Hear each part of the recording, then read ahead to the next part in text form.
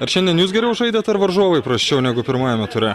Nu, šį kartą mes truputėlį tikrai geriau žaidėm, patys net nustebam, iš tikrųjų mes susibūrėm pažaisti futbolą, praleisti gerai laiką, iš tikrųjų, ten vietų gal kažkokių neužimti, bet šiandien tikrai kažkaip susikaupėm ir kitaip sugalvojom žaisti ir žaidėm. Kas pasikeitė nuo pirmųjų rungtynių?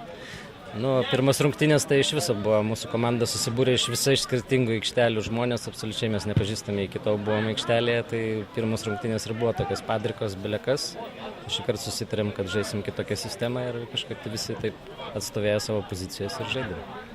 Iš žodžių suprantu, kad sportinė forma turi tik kilti ir kilti. Nu, tikėkimės. Šiaip yra tikslų bent kažkiek taškų iškovoti ar nelikti paskutiniam, nežinau. Turi tikslų? Nu, vienas tikslas ne paskutinis likti, aišku. Ir nugalėti Berkvajų. Ačiū.